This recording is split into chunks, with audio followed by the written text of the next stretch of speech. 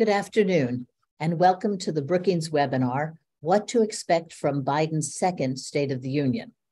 Tomorrow night, a large number of Americans will turn in to hear Biden's State of the Union. In fact, last year, as many Americans tuned into the State of the Union as tuned into the NFL games. So that's a pretty big crowd. As presidents before him have done, Biden will almost certainly focus on his accomplishments and on good news. And yet Americans are in a really bad mood. In fact, the NBC poll found that Americans were more pessimistic about the future than they had been at any time in the last 30 years. And according to a new Washington Post poll, most Americans don't think Biden has accomplished much of anything, in spite of a series of victories on major bills. So the president has a big job to do tomorrow night. He is taking his record to a cynical and pessimistic public. Here to help us understand his record and put it in context, we have four great scholars from the Brookings Institution. Before I introduce them, I want to remind the audience that they can submit questions via Twitter at BrookingsGov, hashtag BrookingsSOTU, all in caps. Or you can email questions to events@brookings.edu. First, we're going to hear from David Wessel. David is director of the Hutchins Center on Fiscal and Monetary Policy here at Brookings. Before that, he was economics editor at the Wall Street Journal.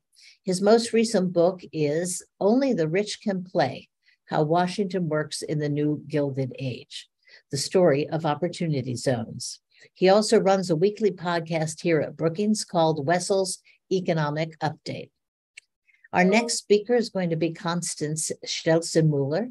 She is director of the Center on the United States and Europe here at Brookings. Prior to joining Brookings, she was a senior transatlantic fellow with the German Marshall Fund. She writes a monthly column for the Financial Times and has written numerous articles. She also speaks 4 languages, which is very impressive to me. Camille Bousset is Interim Vice President for Governance Studies and Director of the Race, Prosperity, and Inclusion Initiative here at Brookings. It's a cross-program initiative that focuses work on issues of equity, racial justice, and economic mobility for low-income communities and communities of color. Prior to joining Brookings, she was a director at the World Bank, where she led the bank's financial inclusion innovation arm. And last but not least, Bill Galston. Bill is a senior fellow here at Brookings, and he holds the Ezra K. Zilka Chair in Governance Studies. He came to Brookings from the University of Maryland. Like me, he has been involved in many presidential campaigns, and he served with me in the Clinton White House. He is a prolific author, and his most recent book is Anti-Pluralism: The Populist Threat to Liberal Democracy. So I'd like to open our session today with a question for David. Something like, is the economy better than we think it is? Or maybe another way of asking this came in from an audience member. Are we in decline, or are we in recovery, or what? David? Thanks, Elaine. I guess the short answer to that question is, depends who you mean by we. But basically, the latest jobs numbers are really a gift to President Biden. The economy has clearly bounced back from COVID. The president will remind us, I'm sure, that the country has created 12 million jobs since he took office. That's more than jobs have been created in the first 2 years of any presidential term. He'll remind us that the unemployment rate is now lower than it's been in 50 years. And for African Americans, the unemployment rate remains higher than for whites, but it's near the low since we started keeping track of that back to 1972. So he can honestly say that if you look at the big picture, the economy is doing pretty well. But I think he has to be careful for a couple of reasons. One of them you referred to. People are kind of unhappy, and people don't like to be told that they should feel better than they do. Now, I think some of the angst in the country is economics. People are worried about the price of gasoline. They are worried about the price of eggs. And for many people, their wages have not kept up with inflation. But I think some of this is not related to the economy. It has to do with the lingering effects of COVID, which was so disruptive, concern about mass shootings, anger at the polarization of Congress, all the things that are cultural issues that go well beyond the economic. And I think his second thing he has to be very careful of, chances are the economy is going to slow from here. Now, the odds that the Fed can bring down inflation without a recession are growing, but they're not for sure. And it would be very awkward for the president to boast about the economy, to declare mission accomplished, only to see the unemployment rate rise in the months ahead and maybe even a recession. I think he should mention inflation. And if I were him, I would say that's the Fed's job, and I back an independent Fed. Not only is that good economics, it's also good politically, because if we get a recession, he can say it's their fault, not mine. I'm sure he won't give them credit if we avoid that. And then I think the second thing he has to do tonight, and you referred to it, is it's amazing how few people appreciate just what was accomplished in the last year in Congress. The Infrastructure Act, $500 billion, the CHIPS and Science Act, $50 billion, the Inflation Reduction Act, which really should be called the Climate Change Attack Act. I looked at that same poll that you mentioned, and 62% of the people think that not much or little has been accomplished by Biden, but that's very partisan. 22% of Democrats think little's been accomplished. 93% of Republicans think nothing's been accomplished. She's not going to convince them. I think the key to him is that 66% of people who describe themselves as independent believe that very little has been done. So it behooves him to illustrate to people that things are happening. The investments that the government is making are beginning to show up in our economy, and more of them will show up in the next couple of years. And I think he will talk about that. I hope he'll talk less about billions of dollars and more about specifics. And finally, one other thing that I think he should highlight, and he may, is the efforts the administration is making to make the American economy more competitive. Two good examples. One is it's now possible to buy hearing aids over the counter. That was a long fight to make it more competitive. And secondly, the Federal Trade Commission is trying to ban non-compete contract clauses in labor contracts. So just because you work for one McDonald's doesn't mean you can't go work for another McDonald's or for Burger King up and down the chain. And I think those are kind of market-friendly things that the administration is doing that probably people don't recognize. And, let me ask you one follow-up, David. When this money gets put out, particularly in the Infrastructure Act, I mean, right now, the engineers are barely starting to draw up plans for these things. Will Biden ever get credit for that? Or are the time lags just too long? Well, I think he'll try to take credit, as he has done in the last week, going to talk about the tunnel under in Baltimore for the railroad and the tunnel under the Hudson River. So I think there will be fake ribbon cuttings, announcements of semiconductor fabs being built in Arizona, Texas, Ohio. People may not actually see the construction starting. And so you're right that it's going to be difficult for people to tangibly feel the credits, people being employed. But I'm sure he'll do everything he can to call attention to them. And the press has been cooperative on that. It has been.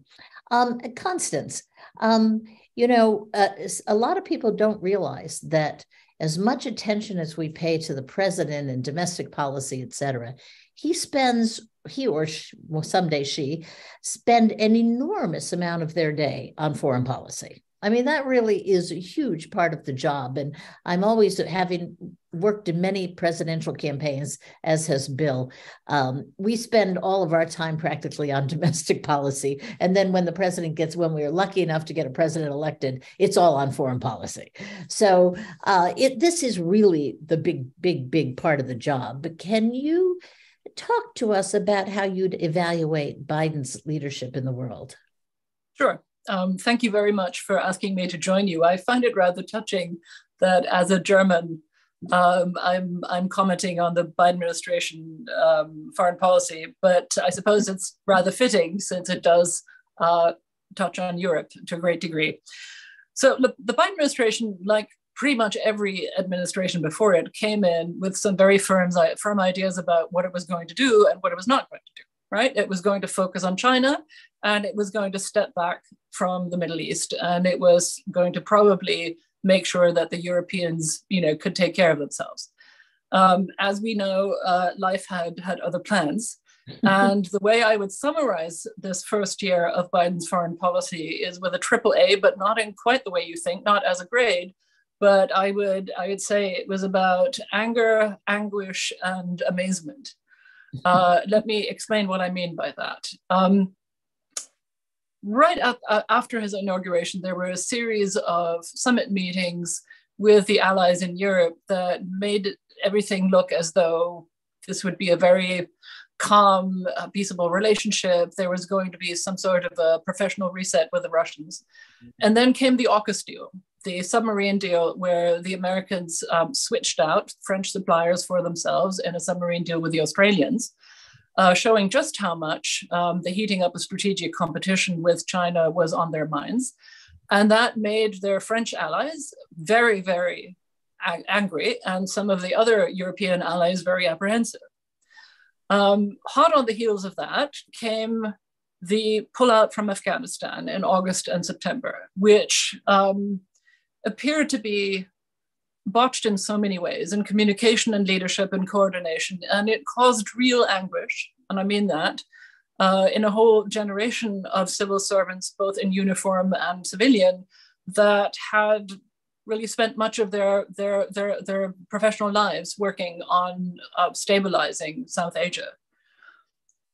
And those two things did not seem like good augurs for the future of the transatlantic relationship and NATO.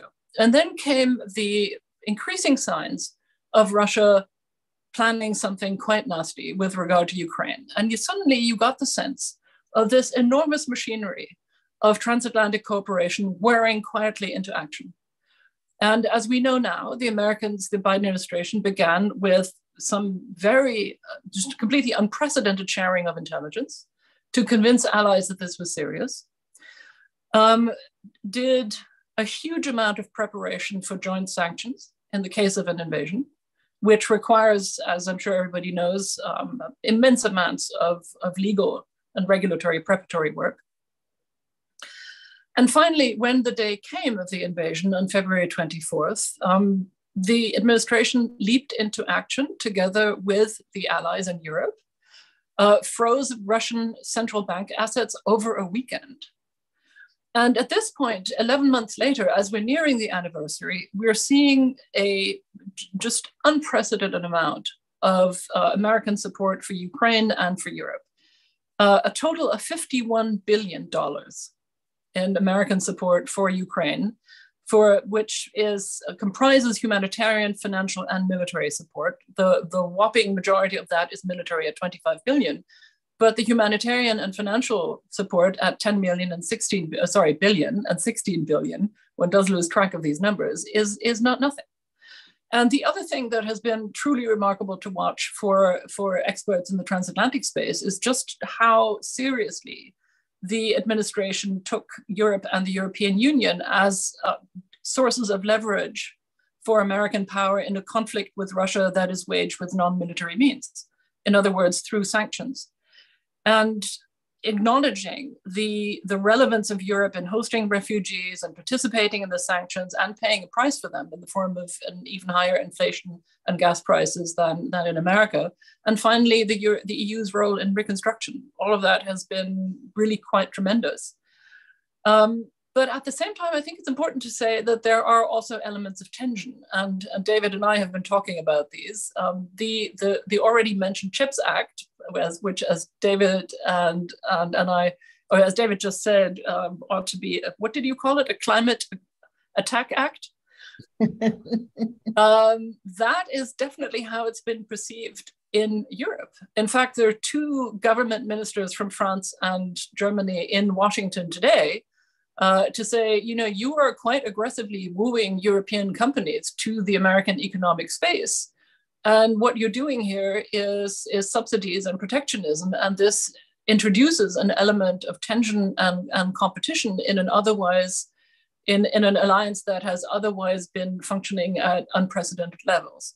And let me end with perhaps one point, which is that the appearance of this balloon over America, the Chinese so-called weather balloon, which of course it wasn't, a surveillance balloon, and its shoot down over the weekend, will bring the question of China back front and center to American foreign policy debates. I suspect there may be some rewriting of the State of the Union address going on at this point. But I think it tends to reinforce the quite hawkish take that this administration has on China and its aggressiveness, not just in the Southern Pacific, not just in the Pacific theater, but also in the Western space, in Europe, and indeed over American airspace. And I'll stop there. Great. Well, thank you so much. David, do you want to say something about the protectionism in the Biden economic policy? Because Constance just mentioned this. Sure. No, it's a very good point. I think it's both the CHIPS Act and the Inflation Reduction Act have provisions that are trying to favor U.S. producers or to provide incentives for foreign producers to come here. And that has caused some anxiety among our allies. Interestingly, South Korea is less upset about this because they have a free trade agreement with the United States. If the EU and the US had managed during the Obama administration to negotiate a free trade agreement, then this wouldn't be happening. But I think there will be some competition here. And there is certainly a protectionist mood in the world. And the Biden administration seems to be more inclined to be protectionist than to preach the globalization that was so common during the Clinton years. Absolutely. Having just returned from the Democratic National Committee meeting, which is chock-filled with members from labor unions, I can tell you that Biden is very popular right now for many of these reasons. Camille, Biden has taken on a host of domestic policy initiatives, especially some real hot button ones like immigration. What do you think he'll talk about tonight? What will he brag about? And where is he still vulnerable? What minefields is he facing domestically? Well, thanks very much, Elaine. And thank you all for joining us for this conversation. I'm going to add to what David and Constanza have already said and just say, Biden is really enjoying, I think by historical standards, a really successful couple of years, and particularly in terms of passing groundbreaking legislation. The issue he faces is that, as you mentioned in your introduction, people are certainly just not aware of what has been passed. They're not aware of those accomplishments. And what they are hearing is they're hearing a lot about layoffs in the tech sector. Those numbers sound really big. And they are combating kind of a lingering, as David mentioned, kind of lingering hangover from the trauma of COVID and all the mental health issues that came with that. So it's just a very unsettled period. So I expect the president to really go into overdrive to discuss the number of jobs he's created, to talk a lot about those January numbers, 517,000 jobs created this January alone, and then talk about the 642 manufacturing jobs that created so far since he took office, to focus on the infrastructure bill and the projected 700,000 jobs per year that the administration thinks are going to be created there, and to really drill down a little bit into what those jobs look like, because I think it'll be important for people to visualize how all this job creation affects them. And so I think he's going to spend a lot of time in political currency on that. I also think he will spend some time on the investment in human capital that came through in the most recent omnibus bill that was passed in December. So there, I expect him to really focus on improved opportunities for retirement savings, increased support for military personnel, financial support for military personnel and for veterans, support for educational opportunities via increasing the maximum on Pell Grants, increased monies for childcare through block grants, investments in affordable housing. They were also part of that bill. And then to spend some time talking about the support for the environment, but really focusing less on the climate change element and a little bit more on the environmentally friendly, the tax credits and rebates for environmentally friendly consumer investment. So here we're talking about electric cars, solar panels, heat pumps, et cetera. I do think he's going to mention declining inflation. I think, I don't think it's going to be a headline, but I do think he is going to mention it, and maybe he will follow David's wise advice to kind of punt that over to the Fed.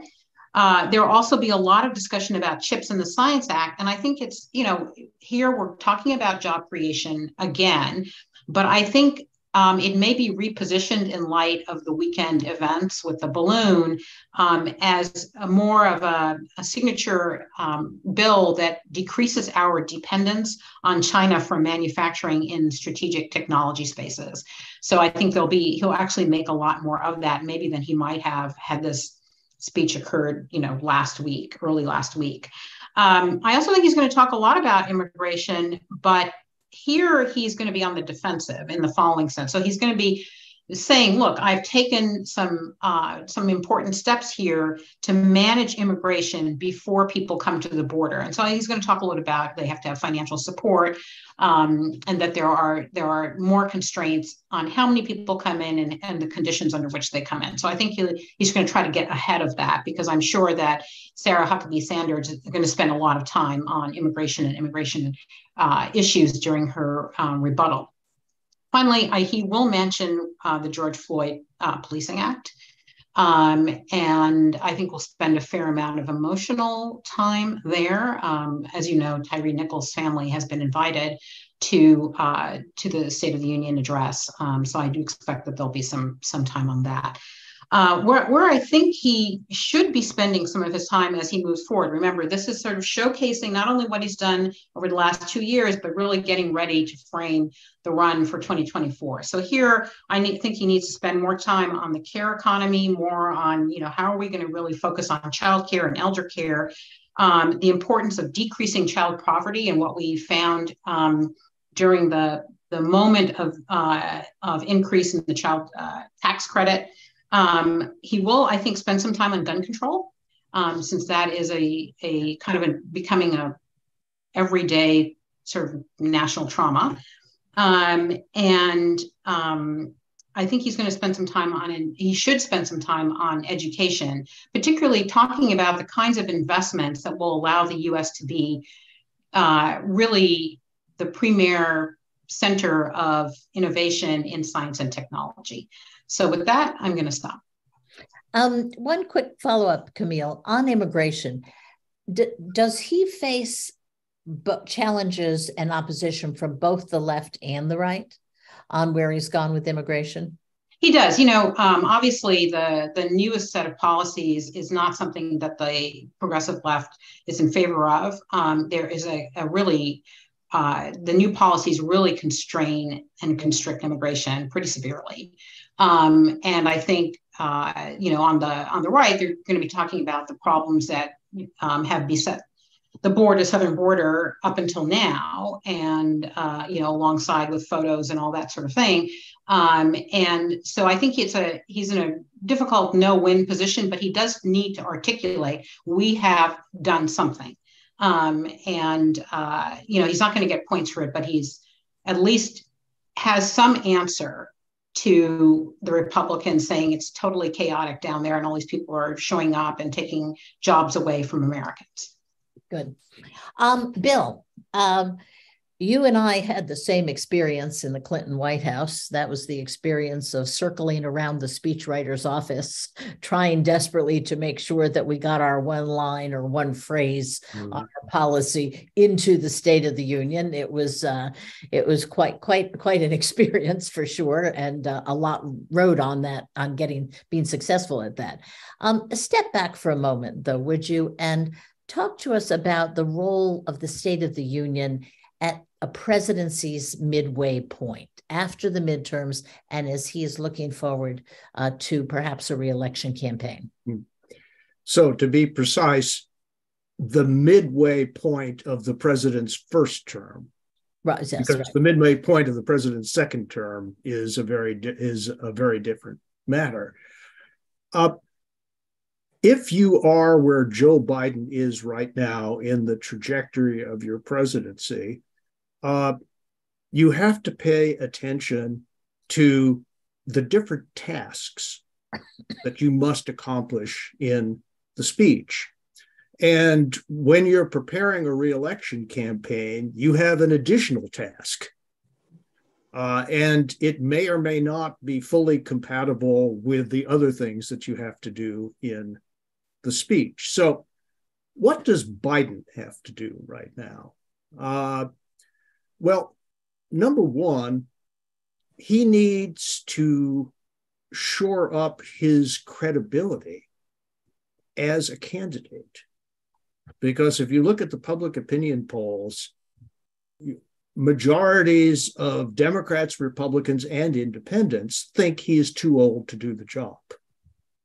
And one of the really important things that he must convey in this speech is the kind of strength and coherence of delivery that does what can be done to dispel that impression, because otherwise it could be a major impediment to his reelection. So the mode of delivery, I think, is more than ordinarily important in this speech.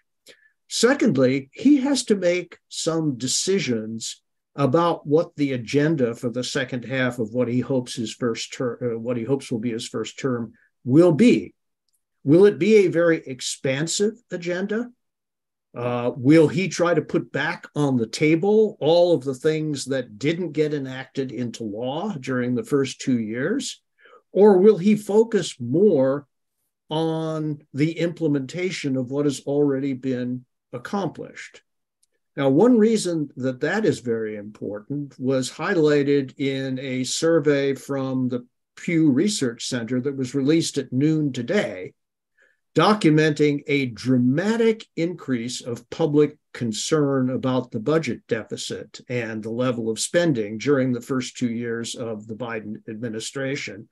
Nationally, the share of the country saying that should be a top priority for the president, getting the deficit under control, rose by 15 percentage points from 42 to 57%. And interestingly, it also rose 15 percentage points among Democrats. So this is not just a Republican concern manifesting itself during a Democratic presidency. It is a rising national concern, and the president has to figure out how to situate himself within that framework. He also has to figure out, and this goes back to the essay that Elaine wrote for Brookings in her opening statements. How do you situate yourself in this complex force field between your sense of what you've accomplished and the American people's sense of how the country is doing? So to be very basic, will the president say that the State of the Union is strong? Which is what presidents traditionally say. This may be going against the flow, but if anybody were to ask me, I would say he should say the State of the Union is getting stronger. But I would not advise him to say that the State of the Union is strong, because 2/3 of the country won't believe him when he says that, and he will diminish his credibility if he tries to tell people what to think about what they're seeing and hearing when they've made up their minds about that, and where they will change their minds only in response to experiences that they have and not in response to the president's words. So he really needs to figure out, he really needs to figure out both in tone and in substance how he will orient himself vis-a-vis the mood of the American people and the political imperatives of a re-election campaign. And in that context, and in conclusion, he could do a lot worse than to look at how the two previous Democratic presidents who faced new Republican House majorities adjusted to that. I'm talking about Bill Clinton and Barack Obama. And they responded by underscoring their commitment to bipartisanship and by doing what they could to emphasize that bipartisanship was not simply something they planned to do, but something that they've already been engaged in. And in Biden's case, that's a very easy case to make because, in fact, almost all of the significant legislation that was passed in years 1 and 2 was done on a strongly bipartisan basis. Besides which, the American people see squabbling in Washington as not about them, but about politicians. And they want to see their politicians working for them, talking about them, and not talking about each other. And I think President Biden has an opportunity to underscore that message tonight. Great. Thank you, Bill. I want to remind the audience that they can submit questions via Twitter at Brookings.gov, hashtag Brookings SOTU, all in caps, or they can email events@brookings.edu. Let me go ahead and do a couple other questions for our panel. And thank you for these opening remarks. Biden on Tuesday is going to come face to face with one of the toughest, most hostile Republican Congresses we've had in a long time. I think Bill and I, going back to the Clinton administration, probably thought that Newt Gingrich's Congress was pretty awful in 1994. And I think he looks like a cakewalk compared to some of these guys. So I want to ask each of you, what particular problems will he face dealing with the issues that are going to come before them? And David, let's start with you because I suspect you're going to have something to say about the debt ceiling. Yes, absolutely. So, I'm thinking that the president probably hopes that one of the Republican members breaks decorum and screams at him or something. It'll allow him to rise above the partisan tensions that are so evident. And given some of the individuals who have been elected to Congress, I say the odds are pretty good that somebody will do something. Obviously, the country needs to raise the debt ceiling. This is a point of contention between the Republicans and the White House. The president will undoubtedly say that he believes that the full faith and credit of the United States should be unquestioned, and he'll call for a clean increase in the debt ceiling. And he probably will say that once we do that, I want to talk about what our spending priorities are. Of course, that won't go over well with the Republicans, but it is, I think, the message he's trying to send. And I suspect, in response to what Bill observed in the new Pew survey, that he will say that the deficit rose under Donald Trump's presidency and fell under his, which is factually true, although a lot of that has to do with the fact that the COVID spending timed out and the economy has been strong. It's not really because of any particular policies that this president has pursued. And he will say that if you want to do something about the debt, and I do, then we need to make corporations and rich people pay their fair share. And there he has a strong point to make that the Treasury Secretary, Janet Yellen, negotiated a minimum corporate tax deal with our allies, and it's waiting for Congress to approve it. And he'll probably make a pitch for that again. And I suspect he'll talk about the billionaires, minimum tax for billionaires, which doesn't raise much money, but plays well with people who are worried about the distribution of income in the country. Great. Bill, a couple of days ago, Biden and McCarthy met for their first discussion about these issues, particularly the debt ceiling. The readouts were a lot more optimistic than people thought they would be. And in fact, one member of our audience wants to know about these negotiations. Do you believe the readouts? Do you think there's some hope here for a negotiation, or will we get up into a crisis situation? Well, here I'm going to stretch an analogy. When Ronald Reagan and Tip O'Neill, who had fundamental differences of worldview and also of specific policy, got together, the fact that they were both Irish turned out to make a difference. I see where you're going. You see where I'm going. And, I have a hunch that Biden thinks that McCarthy is a decent guy. As a matter of fact, he said as much, who is trapped in a very difficult political situation. I don't know what Kevin McCarthy thinks about Joe Biden, but historically, he's been a hard man to dislike personally, whatever else you might think about him.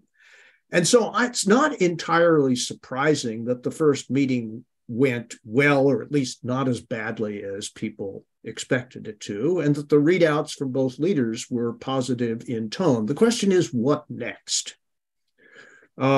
It is the debt ceiling that we're talking about, after all, first and foremost.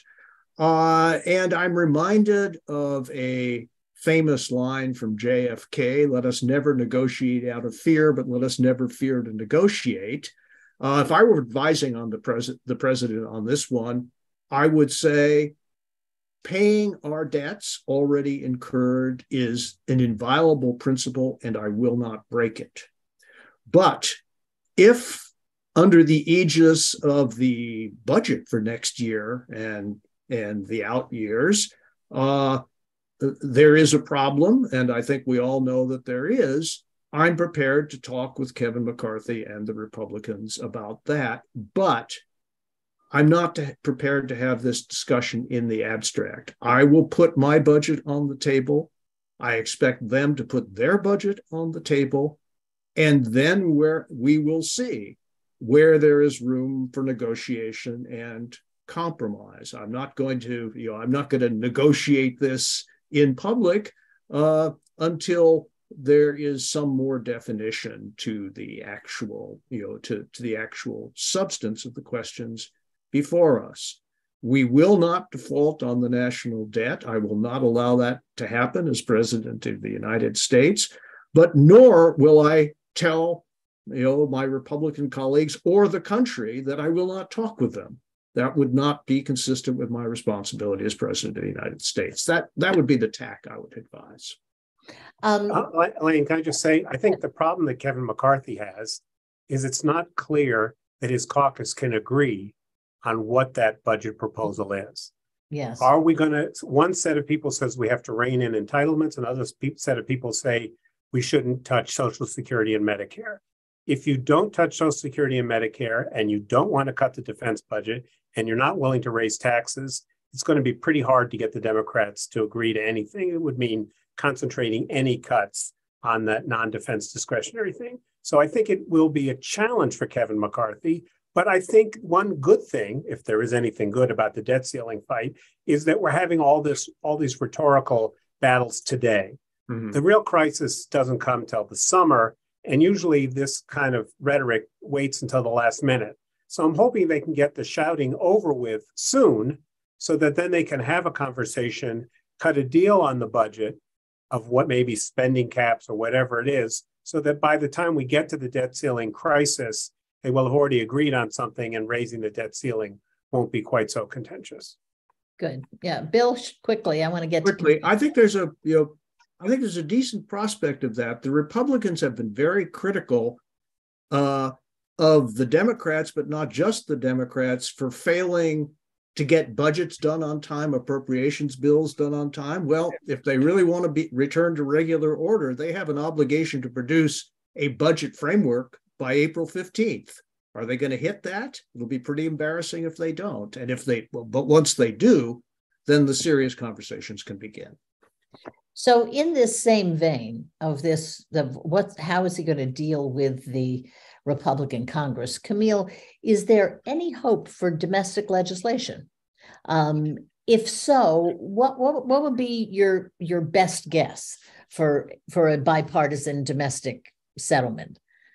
So I think the answer to your question is generally that it's going to be very challenging to pass domestic legislation. But I want to go back to the conversation we just had here with David and Bill, only to note that the substance of the debt ceiling negotiations, I think, will be pretty scarring for Republicans, because when you have to start talking about the kinds of programs that you're going to be cutting, that that will just be a target and will not reflect well on them and their constituents. So I think that will be quite scarring. And as a result, and I think in the end, the Republicans really are on the back foot here. So we're not going to default on our debts. So they'll have to accept some kind of minor compromise and move on. But just the act of negotiating, I think, will be very, very scarring for them. So I mentioned that to say that any subsequent kind of legislative movement will be affected by what happens here. And I think it'll be very, very hard. It happens in the debt ceiling, I think, very hard to move things forward in a truly bipartisan way. I think what's next up is likely to be, and I will turn this over to Constanza to talk about it, but I think what's likely to be up next is actually what is our posture with respect to additional funding for Ukraine. The war is not going to go away. It's not going to end, in June or July, unfortunately. Doesn't look like it. So there's going to need to be another set of infusions. And that already is a schism within the Republican Party, and that's going to end up being a pretty scarring fight too. And so, and then you're also going to have a lot of hearings and that sort of thing. So what I actually think is going to happen is the well is going to be poisoned by the debt ceiling negotiations, and then again by debate over Ukraine, and it'll just be incredibly difficult to move things forward. Well, you did anticipate my question to Constanza, which is what happens to Ukraine? I mean, how much more money do they need? How can they survive a softening of support in the Congress, particularly as we see in some pieces of the Republican caucus in the Congress? What do you see for the next year in this? How much time do we have? This is one of the hardest questions in foreign policy generally, and there are no easy answers. I think the choice that the Allies are staring at, and where I believe neither the administration nor the Europeans really have made up their minds, is whether they ought to pursue a path of prudence, of slow incrementalist turning up of the heat, colloquially known as boiling the frog, for the sake of avoiding escalation by Putin, or whether they should enable Ukraine to do a big push to prevent a spring offensive by the Russians that might reverse their territorial gains, and conversely allow Ukraine to retain full control over its territory, not just to back to the line that Ukraine stood at on February 24. Remember that at that point, Russia was holding nearly a fifth of Ukrainian territory for about the better part of a decade because of its proxy war in Donbass and Luhansk. And then there's a special debate around Crimea, which is very heavily guarded, but is meaningful both to Russia and to Ukraine, and which of course is Ukrainian territory, to be very clear. And I think it's the numbers that I was citing earlier, this staggering total of $51 billion American support overall for Ukraine represents, of course, a front loading of the budget for Ukraine in the knowledge that a Republican-dominated Congress might make that kind of commitment much more difficult. I think actually, interestingly, the midterm elections haven't really made it that much easier for that group in the GOP that thinks America should have nothing to do with Ukraine, or for that matter, isolationists on the Democrat left, because so far the Americans' path in Ukraine, the administration's path in Ukraine, enjoys bipartisan support in the Senate, where the Senate minority leader and other senior GOP senators have made it very clear that they support this. And a poll from Gallup that is just out today suggests that there is widespread, in fact, that American support for seeing Ukraine, even through a prolonged engagement and conflict, has not really budged.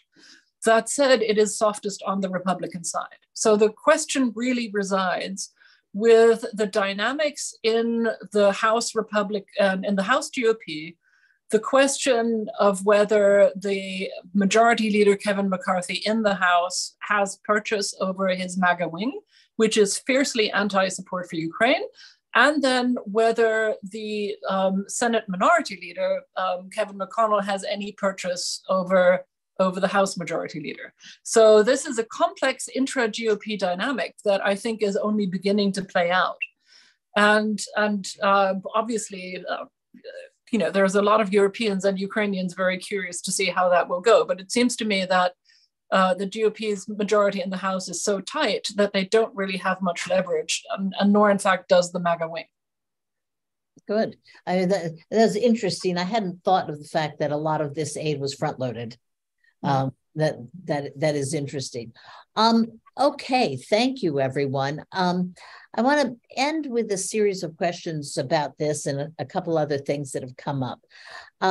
First of all, Biden is not the first president who's delivering a State of the Union while facing investigations into his own behavior. In this case, of course, the classified papers. Is he going to talk about this? Should he talk about this? I'll go to Bill first, but anybody else can chime in. Bill? In the interest of time, I will answer your question with 2 words, actually 3 words: no and no. He'd be crazy to talk about it. Why would he? Besides which, just to return to a previous point, the American people see all of these investigations as just one more manifestation of a politics that is about the politicians and not about them. That's not what they want to hear about in the president's State of the Union, or frankly, any place else. Of course, there are always partisan feelings, and no doubt the people who wouldn't vote for Joe Biden if he were the last man on earth standing, would love to hear about the investigations and would love to have him create a predicate where they can elevate those issues even higher than they are. Why should the president open the door to that kind of conversation? Elaine, can I ask? Any other opinions on this? Yes, go ahead. I agree with Bill, but Elaine, can I ask you and Bill a question? Why do people in the administration feel so strongly about getting some line in the State of the Union address? I mean, is it just sort of internally it helps to say, well, the president mentioned this, or does it really make a difference?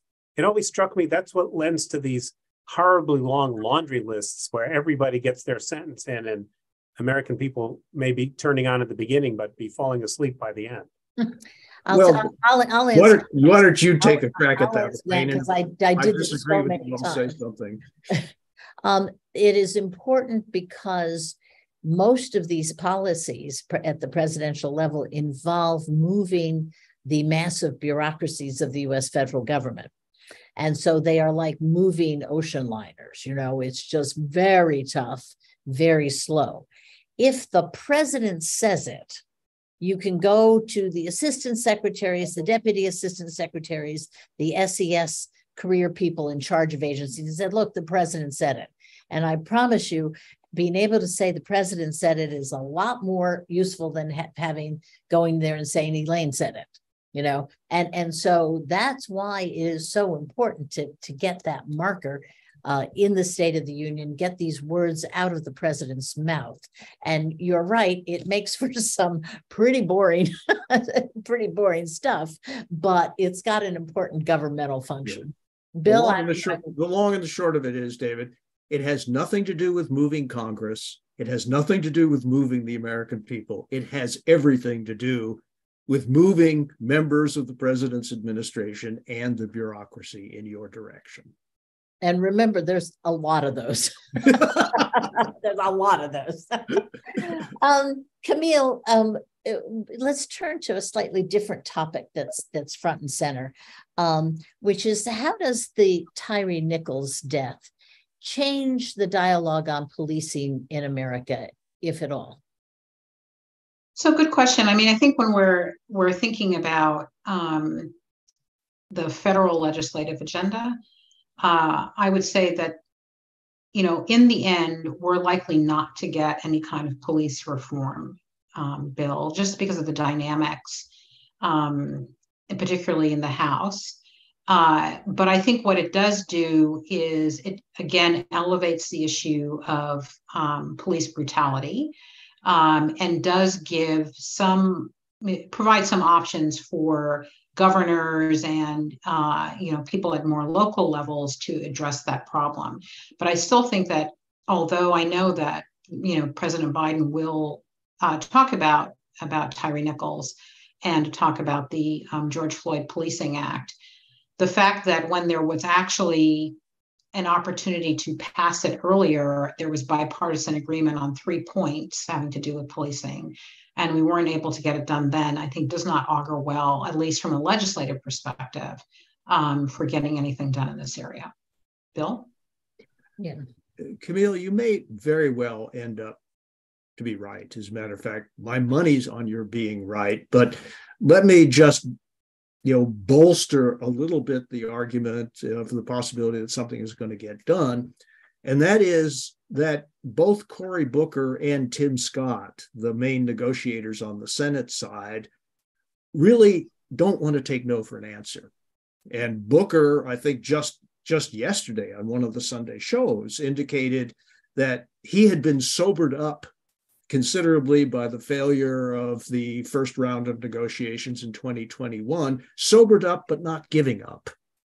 And he wants to get done what's possible, even if it's less than what he wanted 2 or 3 years ago. And I wonder, there have been a number of instances in this Congress where an agreement struck in the Senate turned out to have an impact on the House. If Scott and Booker can actually come to an agreement that is endorsed by the Senate, that could change the dynamics in the House. I like that. And, I actually hope you're right. Well, I hope I'm right too, but I'm not betting on it. I have a question for Constance, which I was going to ask anyway, but actually came in a much clearer way from an international member of our audience who wrote in fact, over the weekend. And here's what they ask. Why is the United States more keen on vanquishing Russia instead of finding a ceasefire and putting the two sides at the negotiating table? Now, there's an implied some position implied in that, but I'm curious as to your reaction. There's a lot implied in that question, and I'm actually grateful for the chance to respond to it, because there has been some disinformation going around that in fact involves colleagues of ours, Fiona Hill and Angela Stent, who are being misquoted by the German right and the German left as sort of star witnesses, as it were. And this is literally misquoting selectively a foreign affairs piece that they wrote in the summer together, an essay, as star witnesses for America and NATO stopping negotiations to which both sides had been prepared. That's factually untrue, and it is not what they wrote. And the truth is that on both sides, the Americans and the Europeans have been engaged in permanent attempts towards diplomacy, have been saying that they will, of course, support Ukraine, and Ukraine will have the last word on whether and when there will be any negotiations. But there have been continuous conversations, including with the Russians. And the truth is that the Russians, after some, I think, entirely bad faith, signaling that they were ready for negotiations, then committed one war crime after another, beginning with the massacres of Bucha and Irpin. And they are bombing Ukrainian infrastructure and civilian dwellings to this day. They have tortured and deported soldiers, civilians, children. I mean, the list goes on. there is now a serious movement underfoot in the West to organize a special tribunal for war crimes and the crime of aggression. And we will, in a couple of weeks, have a Breyer lecture at Brookings on this topic. So, the space for negotiation is somewhat constrained, to put it very mildly, by Russian behavior itself. And there is no good faith offer of the Russians to negotiate right now. All offers, in fact, have been accompanied with overt statements by the Kremlin that negotiation means Ukrainian capitulation and the end of Ukrainian nationhood.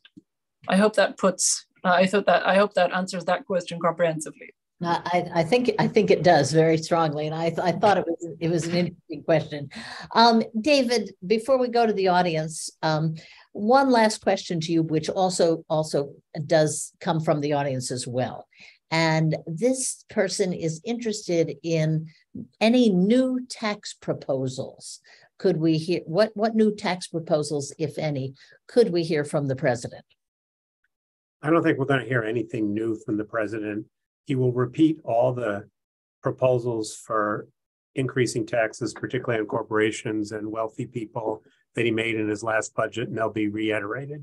Perhaps he'll talk about the need to his belief that we ought to extend some tax increases, some tax cuts that expired, like the child tax credit, which was expanded during COVID and which the Democrats had hoped to make permanent. But I don't think this will be a new tax agenda speech or budget. Okay, we've got some good questions from the audience. Let's take a couple of them. One of them from Joe at the San Francisco Chronicle asks, early reports are that POTUS will call for tougher regulations on Silicon Valley. What do you think Biden will do? Should he do this? And what's his general position going to be when it comes to tech? I don't know, Camille or David, if you would like to take that. Camille? Go ahead, David. She kept her mute on, so. I guess that's the signaling when you're on Zoom. Look, I think the president will not beat up on tech. What the president will say is it's important for us to regain our technological edge against China. And he will talk about the CHIPS Act and why we can't be so dependent on China and indeed on Taiwan for our chips. Secondly, he won't beat up on tech specifically, but he will promote the idea of competition. And he may, although I suspect he won't, talk about why it's important to make sure that companies don't dominate their markets the way Facebook and Amazon and Google do, which is the case that his antitrust people are making. But I defer to Bill a little bit, I don't think it's popular to beat up on the people who provide us with the services we use every day in a State of the Union speech. So he'll be pro-American primacy on semiconductors, pro-competition, but he's not going to bash Google, Microsoft, Apple, Facebook, or even Elon Musk. Bill? I don't know how he's going to frame it, but as of last night, there was a paragraph in the speech calling for fundamental reform of Section 230, of the act that is regarded as the charter, of the internet. And if he opens up that debate, it will not be a short one or a quiet one. Now, the fact that it was made public and appeared in a number of news accounts this morning suggests that there may be some people somewhere who would like to stir up a ruckus in time to get it out of the speech. This is a familiar tactic, but as of last night, it was in. Definitely a familiar tactic in Washington. Yep.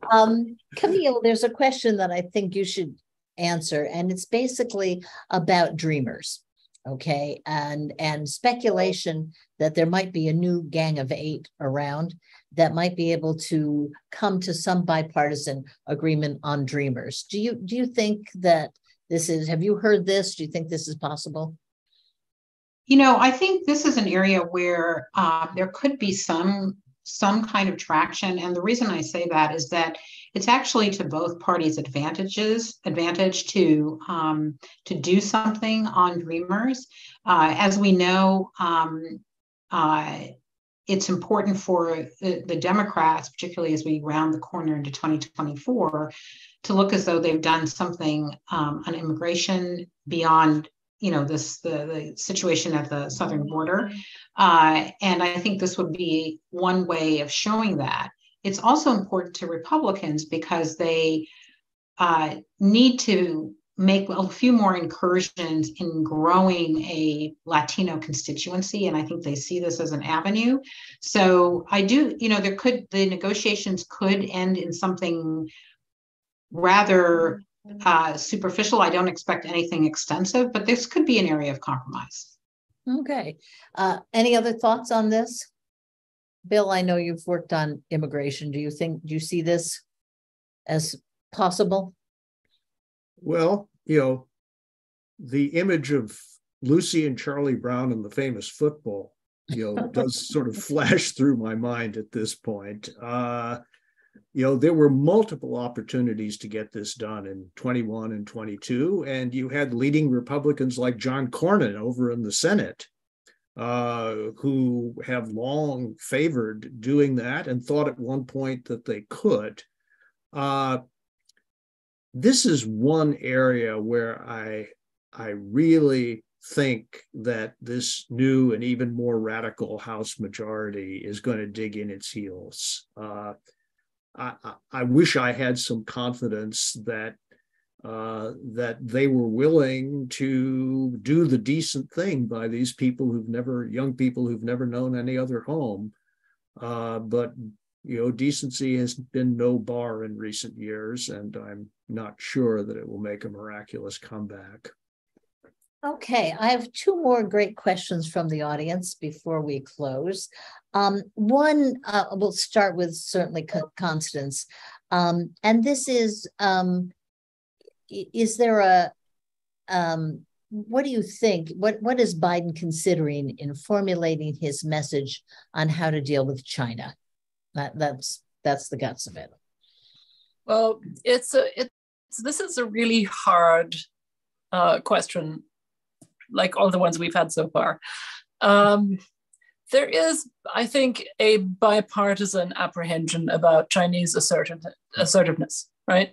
Mm-hmm. And I think in that he's supported not just by much of his own party and really large swaths of the GOP, who in fact think he's not being aggressive enough, but also by the labor unions.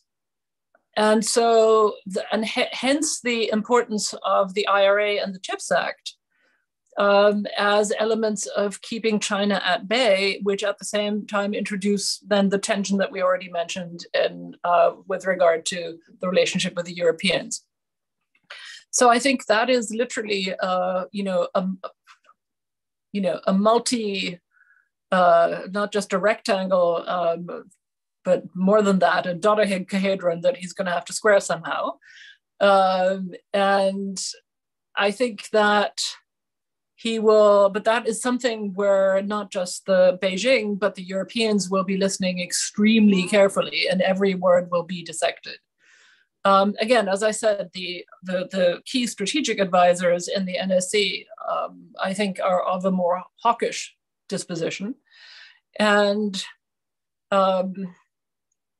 I think what to look for will be, as it were, shades of hawkishness, right?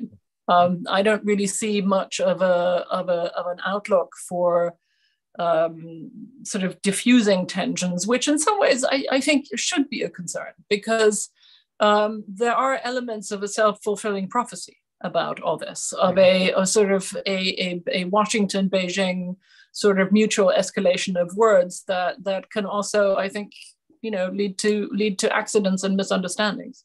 I can see Bill and Camille wanting to come in, so I'll shut up. Camille, you first.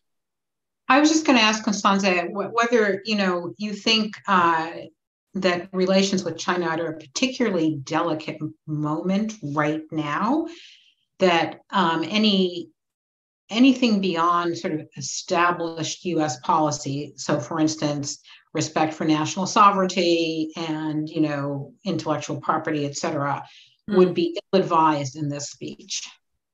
So, I think the answer to that is yes, and it's the kind of thing that requires sort of really delicate statecraft across a very broad set of issue areas, which is what makes this so complicated. Because, of course, on many of these, there are very entrenched single interests, and as we know, not just from these speeches and people trying to get lines in.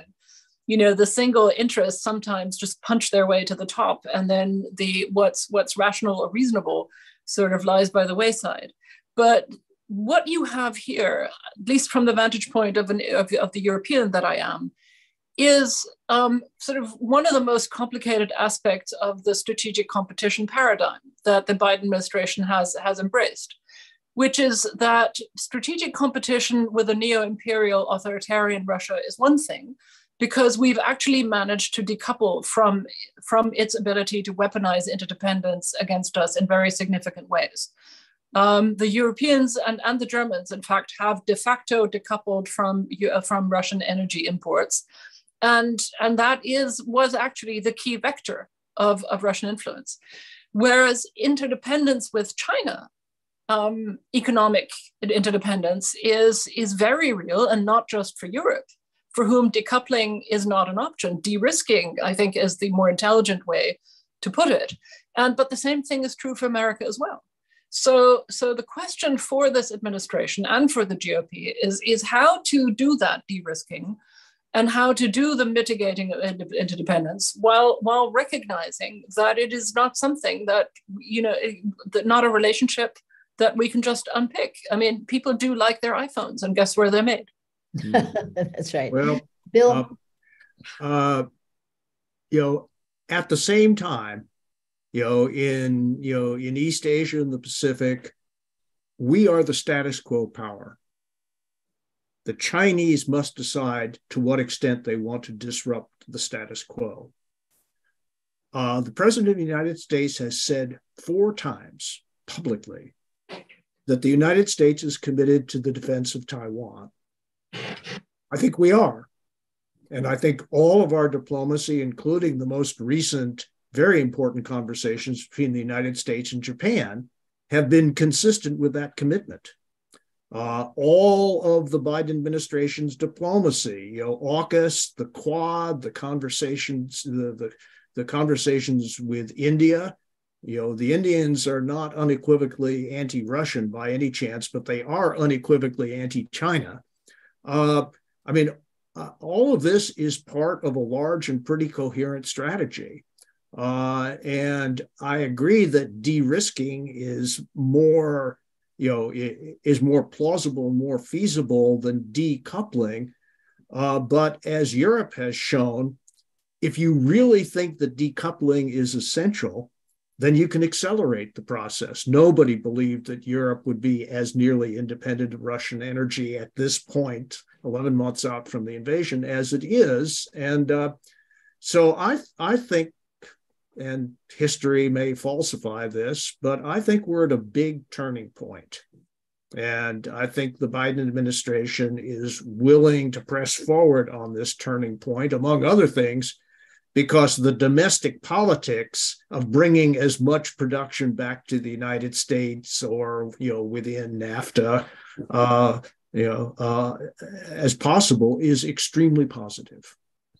Okay, we have one. Oh, did you have a quick question?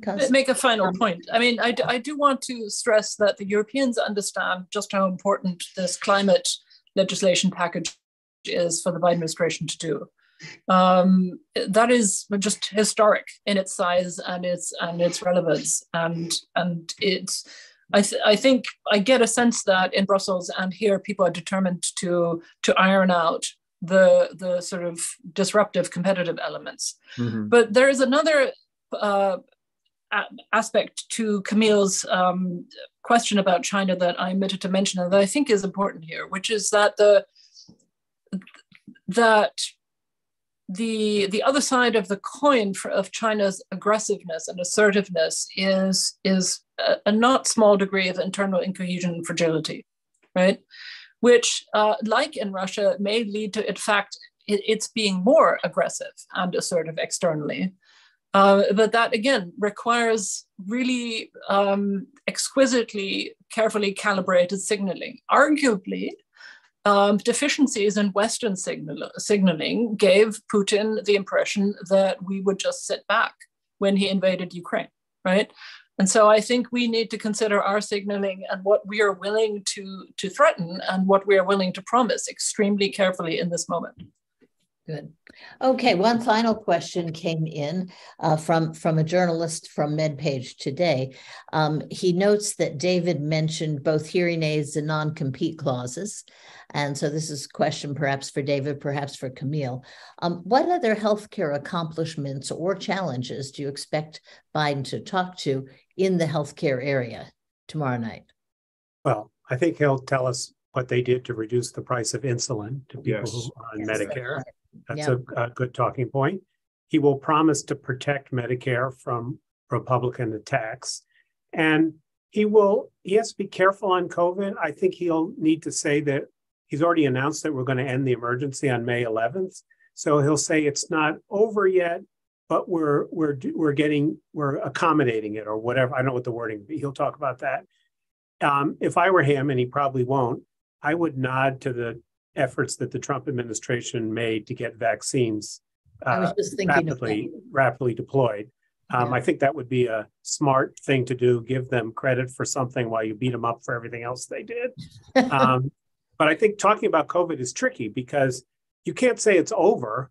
My mother-in-law just got diagnosed with COVID yesterday, and we're all dealing with masks on the subway and all that. But you also want to convey correctly that it's a lot less serious now than it was a year or two ago. Right. Camille, anything you'd like to add?